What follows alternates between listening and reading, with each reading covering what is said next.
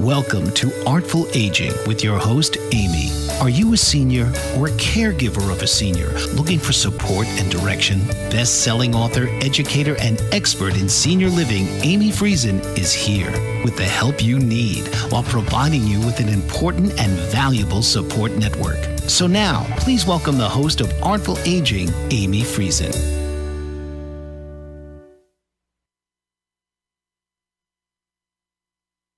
Morning, everyone. I'm Amy Friesen, and this is Artful Aging with Amy, and we're live on Bold Brave TV. If you were with us last week, you will know that we discussed caregiving and all the emotions that accompany it.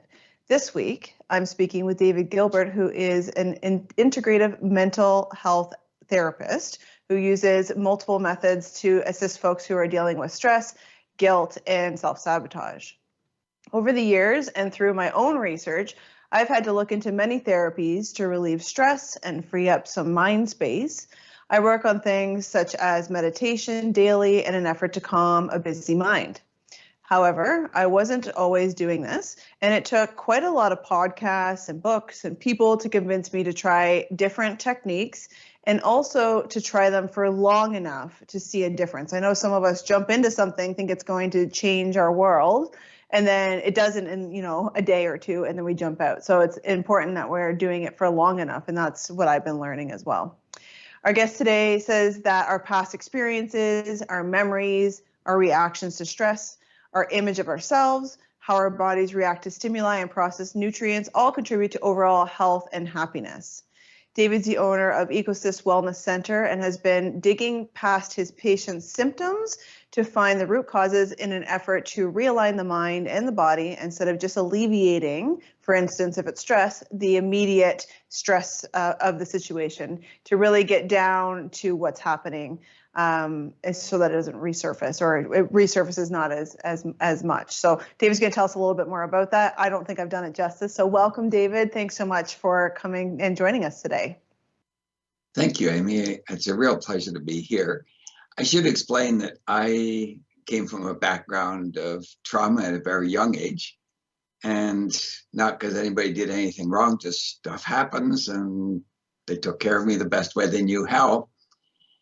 But I dealt with anxiety and stress and self-sabotage and depression on and off through much of my life. So I started a journey long before I went into actual mental health research and then mental health therapy. So I started off working with nutrient protocols as part of the EcoLib protocol, and it was an amazing experience. But I was always looking for the missing piece of the puzzle. Why do some people respond partially? Some people respond well. Some people don't respond at all. What do we need to do? And I'm very open-minded but skeptical. And the whole idea of energy psychology and energy in general when it came to human physiology, I thought was all woo-woo nonsense. But the older I get, the more I know what I don't know. And I started seeing the research on emotional freedom techniques. And I'd gone through a pretty devastating loss of my own, and I wasn't getting over it. So when a trauma therapist was coming to town who was a master trainer, I thought, okay, if I pay for it, I'll show up. So I paid for it and I showed up. And an hour later, I wasn't out of the woods, but I could see there was a path out of the woods. And that's what made me realize, okay, I think this is an important piece of the puzzle. So I started becoming trained and did a lot of volunteer work. And then over the years, that just kind of took over, and I went into full-time private practice, and I've never looked back because it's just been life-changing for myself and my clients. That's amazing. And I know that you believe an integrative approach to health is really important as well. Can you elaborate on this for a bit? Sure. Our minds, our bodies, our digestive systems, our emotions, our early programs, they're all one integrative system with constant feedbacks. So if your diet is crappy, every single metalloenzyme and hormone and every protein is built from what comes in your mouth. And if you don't have enough of the basic building blocks, it's going to be much of an uphill climb. If you're dealing with high levels of stress or subconscious beliefs that certain things that you want to do are not safe, that metabolic demand goes way up. So you got one foot in the throttle and one foot in the brake. You're sucking through the nutrients far more rapidly than you should. So your chances of getting into these nutrient deficiencies are much higher. And many of us have really harsh, constant tapes running in our head that I'm bad, I'm not good enough, I should have done it differently. And learning to see that from a different perspective, well, would I react that way if it was my family or my friend, can help us turn that on its head and start to retrain those systems.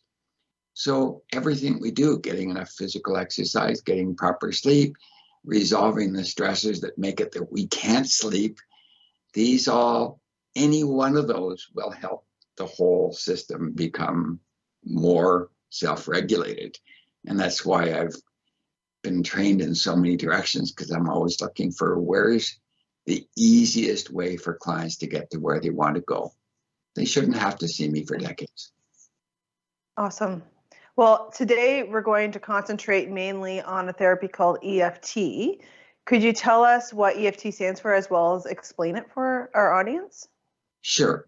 So EFT stands for Emotional Freedom Techniques, and there's also a beautiful evolution of that. This is commonly called tapping.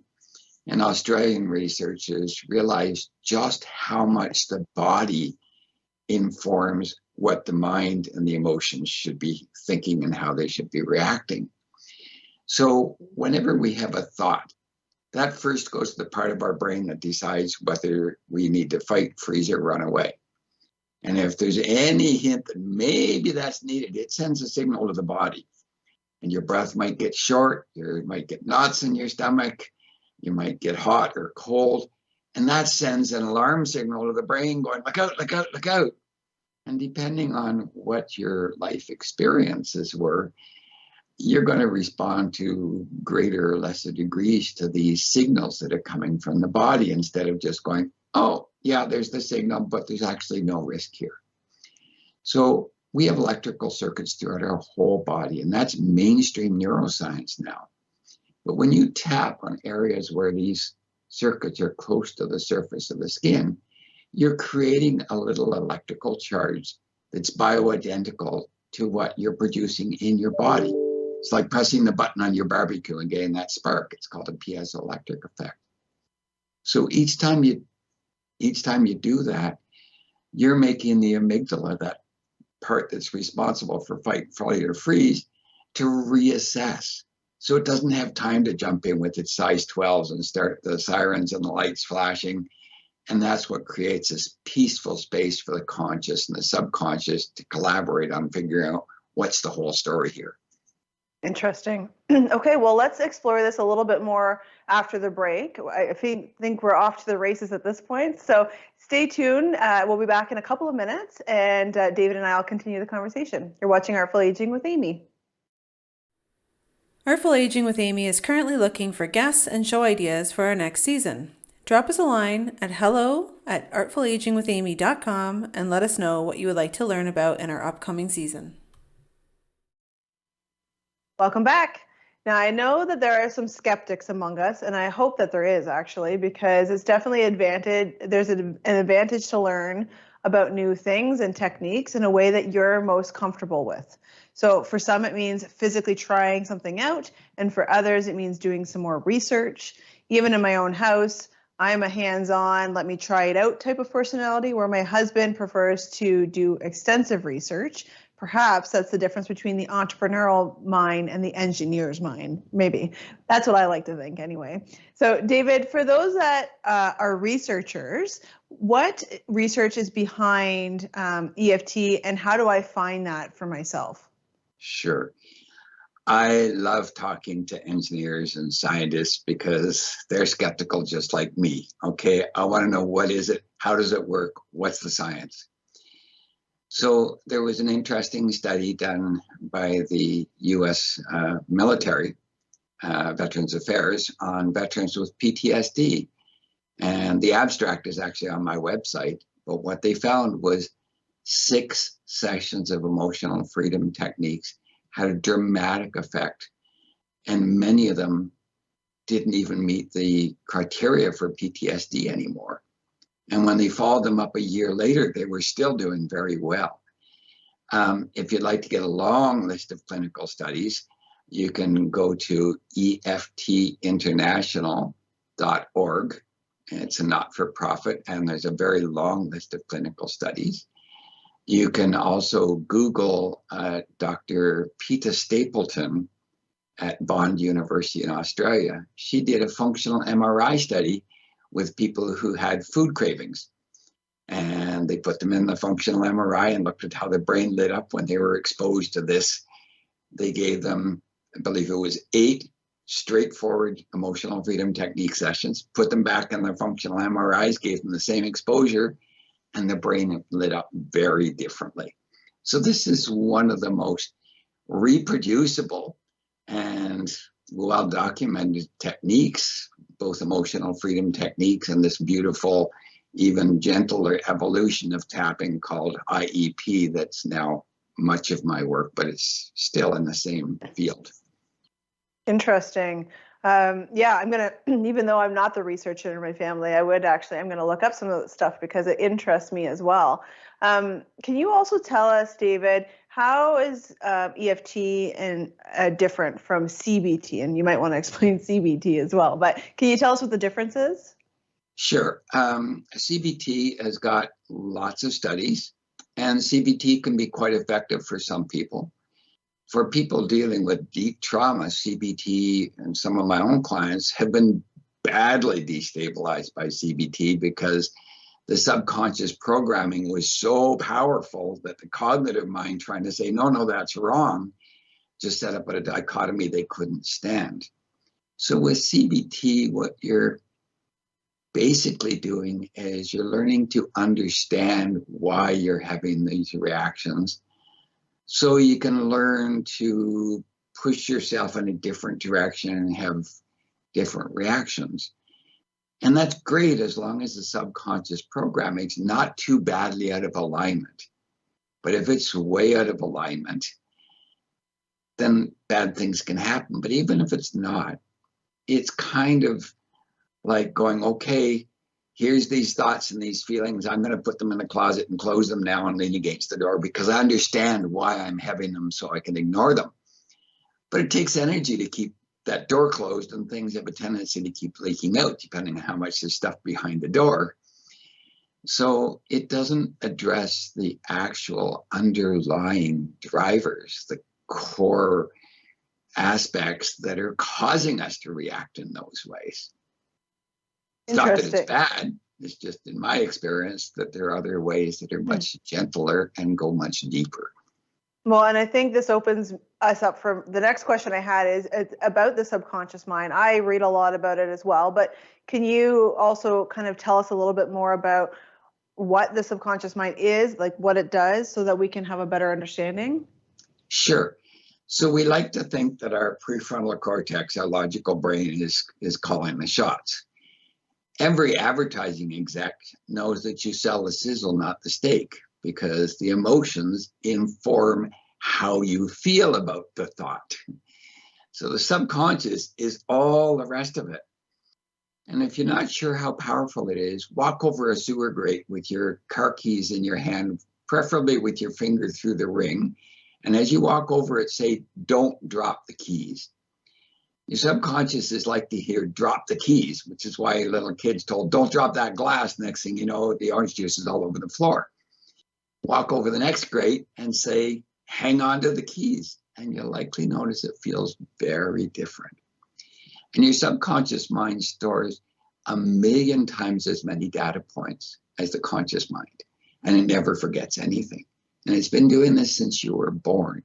So every tone of voice, every word, every body language, all is stored. And that goes to create our core beliefs, our assumptions about how the world works, how we fit into it, how secure we are, our value.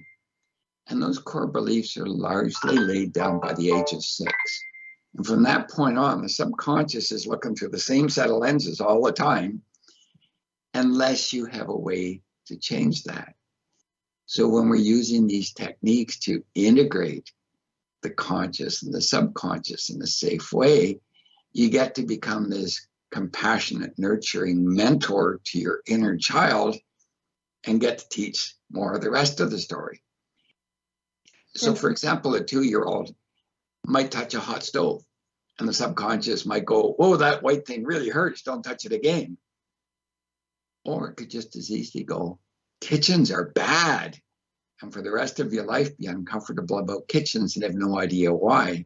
And the confusing thing is, there's an element of truth. It happened in the kitchen. It just wasn't the kitchen's fault. Interesting. And before we go to another break, could you just tell us briefly, too, what the difference between doing these techniques on my own, like I was saying before, I've used apps and things like that, but what the difference is between using an app and working with a professional? I know that we're going to go to a commercial in just 2 seconds, but could you just give us a brief overview? Yes. You can only go as quickly as the slowest part of you feels safe going. So when we're working on our own, whether it's with an app or just because we've learned and we're doing it on our own, our subconscious isn't going to allow us to go as far as quickly. But also when you're working with an app or videos, you're working with boilerplate that has nothing to do with your own internal programming. So sometimes it can actually trigger really difficult feelings. Okay. So if somebody's really traumatized, I don't recommend that as a first step.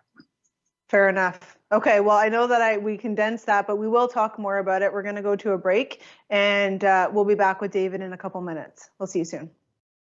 If you're a planner or trying to be one, Things You Should Know is a great place to start. Personal information, power of attorney info, and real estate is just a fraction of the information you can store in this fillable planner and record keeper. Download your free copy today at teaandtoast.ca/medical-planner to get started. Thanks for joining us today on Artful Aging with Amy. My guest, David, and I are speaking about different mental health techniques to help alleviate stress and different emotional barriers that a lot of people have.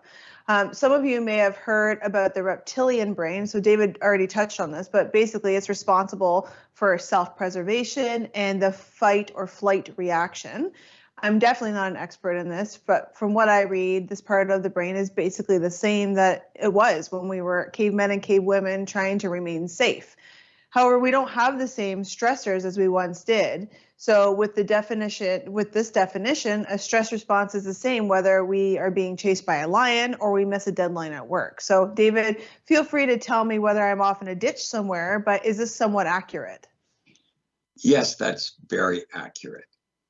But the beautiful thing is that we are not always driven by our hindbrain, by our primitive brain. Our primitive brain is going to send the signals. But as we start to learn to interpret those signals and put them in a context of our grown-up adult lives, not the assumption of what that means from our childhood lives, then that becomes much less affecting to us and much less anxiety producing. So simply tapping as we go about our day helps to tone the central nervous system. So my client's homework is you're reading a book, you're driving in the car, you're watching TV, just spend a couple of hours a day tapping because it's helping to teach the whole organism to come into a more balanced state that's reacting to what's actually happening, not reacting to what might happen. Because if we imagine something strongly enough, the subconscious doesn't understand the difference between the imagined thing and the actuality. And that's why COVID has been so devastating for so many people, because if you hear something often enough, you'll believe in it even if it's not true. In the case of COVID, there's lots of things that are true about it, but it's left us with this constant drumbeat that is just waiting to leap on us and destroy us and kill us all. And that's one of the reasons why there's such a skyrocketing rate of anxiety and depression in children and adults. Yeah, well, and we're going to talk more about that with me in a little bit as well, David, because I'm definitely dealing with it myself. But why do childhood events still affect adults? Like, I know that, we talked about the subconscious, but can you give us a little bit more insight about what we might have experienced as children and how it comes into the adult life? Absolutely. So trauma as a child is anything that that causes us to feel like our emotional connections with our caregivers are threatened, or that our safety is threatened. So I have clients come to me that have been dealing with anxiety and depression for years because they're going, well, my childhood wasn't bad, so why should I shouldn't need therapy. Other people had it so much worse, I feel guilty for coming. But sometimes we just draw the wrong conclusions. I broke my leg when I was 2. I was put in traction for 10 days. And in those days, they didn't allow the parents to visit because it upset the kids too much. They didn't know that the kids getting quiet meant that they'd sunk into complete hopelessness and helplessness. So when my parents picked me up, I reverted to a newborn. And I thought my brain had just rebooted like a computer. Decades later, many decades later, while I was doing continuing education in my field and I was a volunteer, I started to smell hospital odors. And then I heard a little voice go, I didn't mean to be bad. And then I want to go home. I had no idea that my 2-year-old self had assumed they took me there and left me there because they didn't want me anymore because I was bad. So that affected my entire life until I discovered these ways to actually go back and become a compassionate, nurturing mentor to my inner child. So nobody did anything wrong. But it could also just mean you go to reach for the stove and somebody roars at you at the last moment, so you won't get burned. And all you know is suddenly there's this loud, angry voice, and you don't know when it's going to happen again. And depending on the hormones you were experienced to in your mother's womb when she was stressed, and your epigenetics, which affect from 9 to 15 generations back, affect our gene expression, and everything you experienced as a child will go to what your reaction is to that. So it could change on a dime, and all of a sudden you go from being a happy, secure kid to being a completely uncertain child who's fearful. Nobody did anything wrong. It was the interpretation. Interesting. I'm always trying to be aware of how I react to Eva when she, don't touch that, it's hot. And, I think all of us are just trying to do our best out there, right? Especially with young children as well. And reassuring her that, you didn't do anything wrong, but this is, this, and this is why I'm doing that. So I'm always trying to keep a balance. Can you tell us, because we're going to get into more about your practice specifically, but just before the break, could you tell us a little bit about the benefits warranty that you give a lot of your clients? Can you elaborate so we can chat about it? Many of my clients, because I do a lot of trauma work, many of my clients have been through many different therapies and sometimes a number of hospitalizations. And it's really hard to think maybe it could be different because they've tried every drug, they've tried every therapy. So what's the point? So for the sake of those people, I give them the option if they choose to prepay for 6 sessions. If they don't show substantial progress within 6 sessions, then the cost is refunded.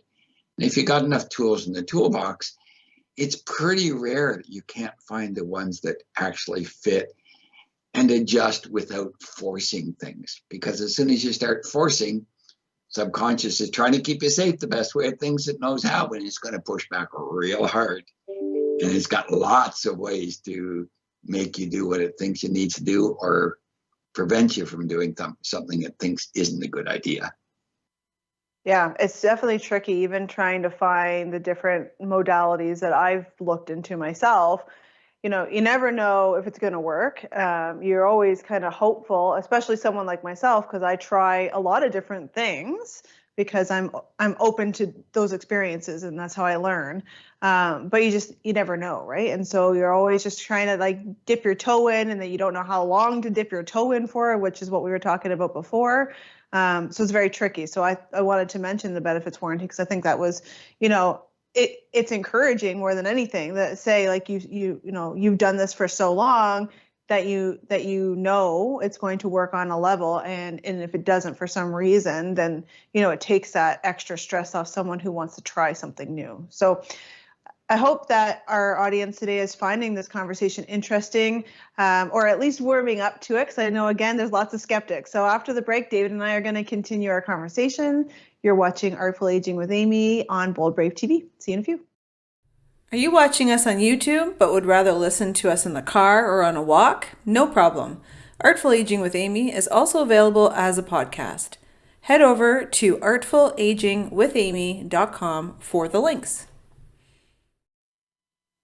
Welcome back to Artful Aging with Amy. We've been talking with David Gilbert, who is an integrative mental health therapist. Sorry, I get tongue-tied when I say that, David. He specializes in EFT therapies, but also does a lot of other therapies. So David, although you do a lot of work with EFT, and I'm blanketing calling it EFT because I don't have as much familiarity, but you also use other therapies. Could you tell us what the other types of therapies might be worth investigating for things like stress and guilt and other similar emotions for all of our caregivers out there?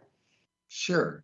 So for somebody who's suffered deep trauma, but they can't remember the trauma, but when it gets triggered, they pass out or they don't remember what's happened, EMDR can be a useful therapy for bringing up those buried ones, things that happen in our adult years.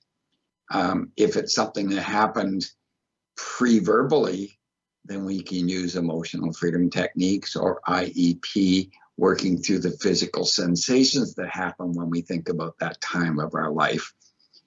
But one of the most profound evolutions of what I do is this Australian work known as IEP, Intention Energy Protocol. Again, it's a variant in tapping, but we're not going with rigid, okay, on a scale of 0 to 10, how strong is this? And we're going to work that until it's down to 0, and then we're going to take the next piece. We actually just start with, what are you noticing right now? And they're tapping the whole time, but they don't have to tap through all of the points. They can, and I typically do because I'm tapping with my clients all day. But they could also just tap beside a finger or tap beside each of their fingers beside the nail. And that allows us to go exactly as the subconscious is comfortable going.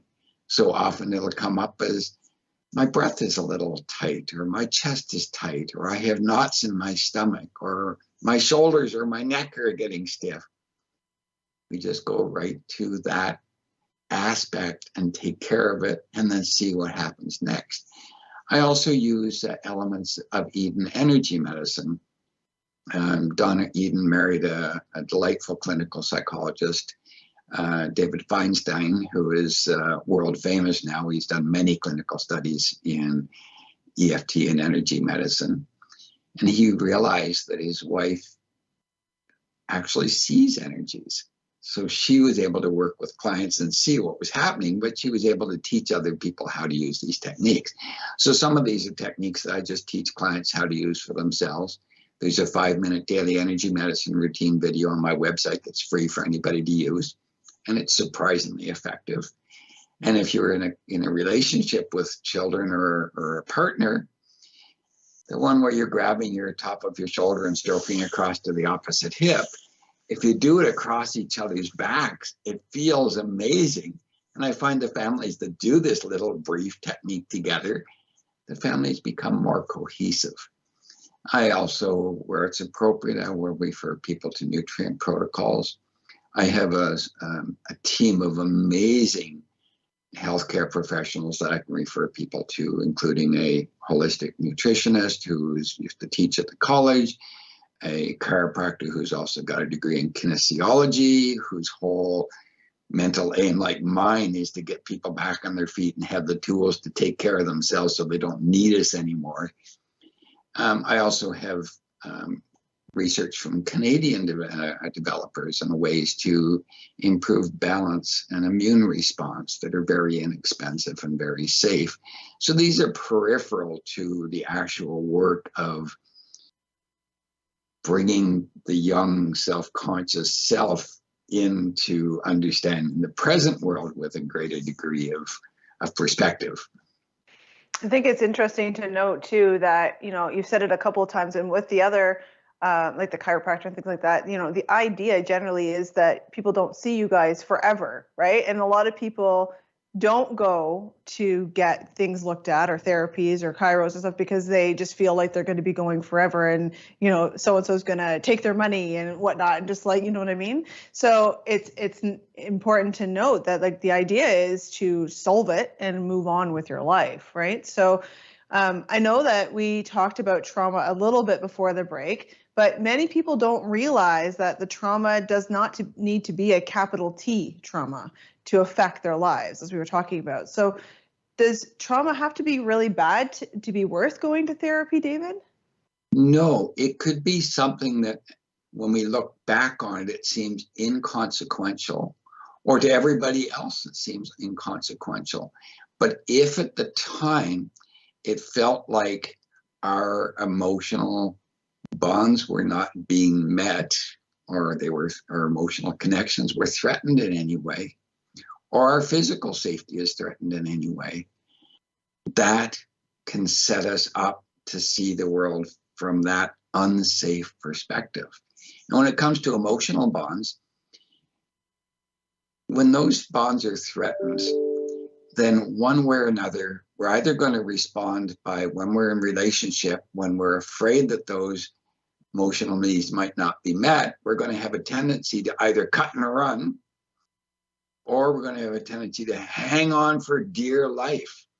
In an extreme case, as a client came to me that she was so dissociated that it was affecting her work. And she didn't even really feel like things she touched in the world. It was like she lived behind plate glass. And as we were working through what was going on, she suddenly had a mental image of herself standing in her crib holding the bars and looking at her sleeping parents.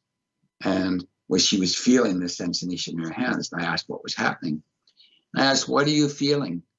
And she said, unnoticed and unimportant. So that completely innocent thing, her parents were asleep, how could they do anything wrong? That had set her up for a lifetime of, I have to disconnect because I'm on my own. It's really difficult because I'm sure many people can, have that type of feeling, right? They don't understand how to address it. So after the break, what you've all been waiting for, David and I are going to go through a tapping technique on myself, and you're going to get to see it in live time. So stay tuned, grab a cup of coffee. You're enjoying Artful Aging with Amy on Bold Brave Media. Are you in need of retirement living but unsure where to begin? At retirementhomeadvisors.ca, we have brought senior living advisors together from all over Canada to help families navigate the senior living industry. For more information, book a call with one of our advisors today. Hi, everyone. Welcome back. Just before the break, David was telling us a story of this lady, and we were talking on break. So I'm just going to let you know what happened. David, can you just finish off your story for us? Yes, immediately we finished processing that experience of being in the crib looking at her sleeping parents. I saw her reach out and start touching the windowsill and the side of the arm of the chair, because for the first time in her living memory, she felt things instead of being at a distance from them. It was really amazing to watch. So interesting, as if, she's been watching it. Now she's like in enjoying it or dealing with it, right? Connected. So yes. Connected, yes, that is the word. So David knows this already, but our audience doesn't. I have been dealing with COVID right now, and a lot of stress. Everybody's dealing with a lot of stress, and we're going to do a tapping on myself that David's going to lead, so you can see it in live time. David, that's all. It's over to you, I guess, at this point.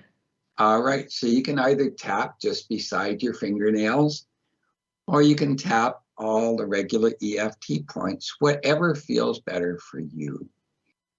And right at this moment, when you check in with yourself, what are you noticing? Physical sensations, emotions, thoughts? I personally am feeling a little bit, a lot of it, probably stressed from having COVID and dealing with the outlay of all of that. And how is your breath right now? Sorry, you froze. What was that? Sorry, it's a little bit short. Okay. Shallow even, yeah. Repeat with me. I restore the right energy flow I restore the right energy flow to my breath. to my breath. And just let that process and see what you notice next.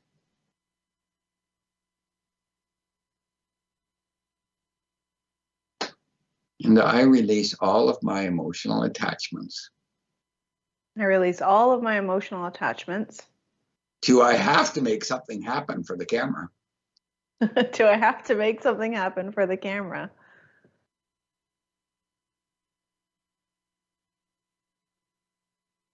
I can feel that I'm getting a bit more deeper breaths. And is there still some tightness? Yep. I restore the right energy flow I restore the right energy flow to the ongoing healing of my breath the ongoing healing of my breath and every aspect that affects it. in every aspect that affects it.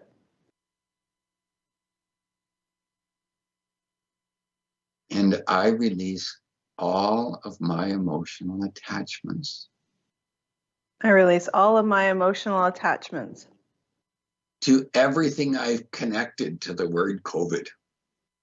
everything I've connected to the word COVID.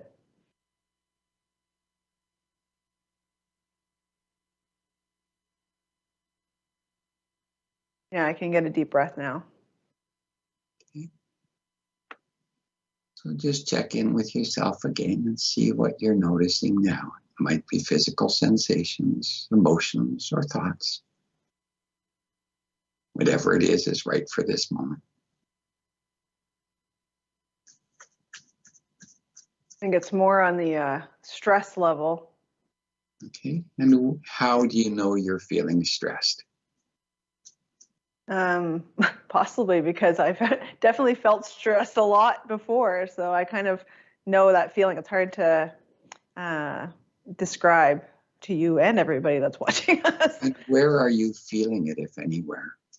In my throat, right here. I restore the right energy flow I restore the right energy flow to my throat. to my throat.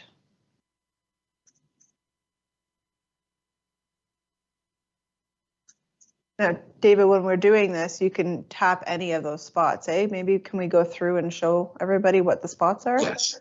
So it's inside edge of the eyebrows, outside edge, crest of bone under the eye, upper lip, the crease of the lower lip, just under the collarbones, just outside of where the bumps are, and then beside the nails. So on the thumb, when your thumb is at the top, you're tapping at the top, and then beside each of the nails, and then the karate chop point, and you can do the inside of the wrist and the outside of the wrist. And there's other points that can be used in special circumstances, but these are the common ones. But with this form of tapping, we don't have to use any specific point. Any one of those points will help. And just tapping all by itself in double-blind clinical studies has been shown to reduce cortisol levels, which is one of the big stress hormones. And that's why just spending a couple of hours a day in total just tapping will help the entire central nervous system. Another technique for people who get stressed is they can take these two fingers and draw little circles on their upper chest. And they can do it on one side or both. Do it slowly, just whatever feels nice. And if you're doing this in an interview, Amy, your interviewee is going to be going, Amy is so intelligent. Look how she's pondering my every word. And I have no idea that you're stimulating acupressure points that calm the central nervous system. So when I was playing volleyball, my subconscious was going, what if I hit the net?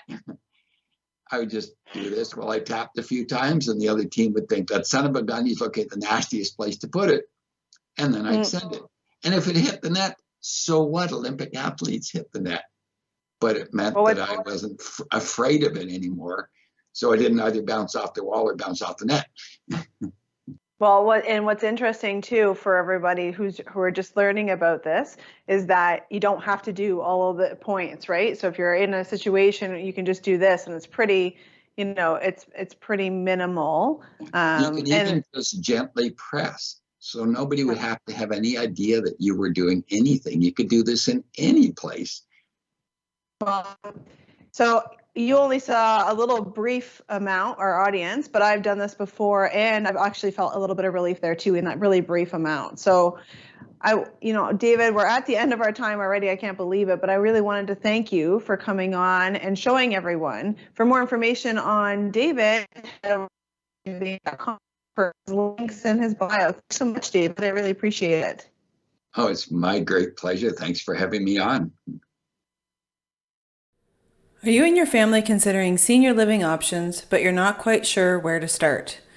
In my best-selling book, Breadcrumbs Piecing Together the Retirement Living Industry, you will find tips and strategies for navigating the entire journey. Whether you're needing help with understanding the basics or strategies to help a loved one with dementia, it's all inside.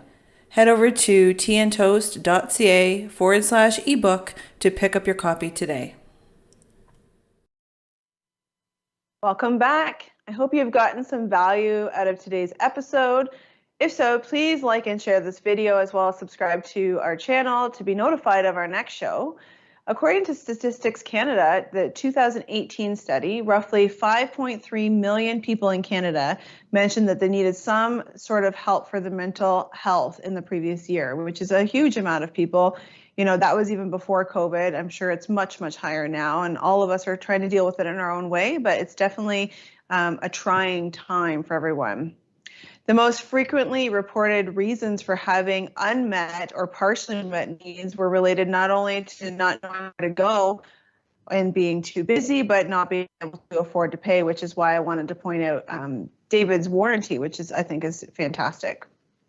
So I'm going to talk about a few of the apps that I use I've come by to help me on the road to recovery, on the road to being less stressed. These are my top four apps that you might want to look into if you're looking into things such as tapping and meditation. So my top app for meditation and yoga has been Down Dog.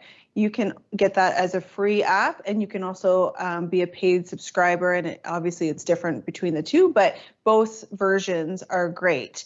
I use this quite a lot when I was learning to meditate, and also when I'm doing my yoga practices in the morning. The second app, when I was building my original habit of meditation, I used the 30-day challenge in Medito, which is a free app as well.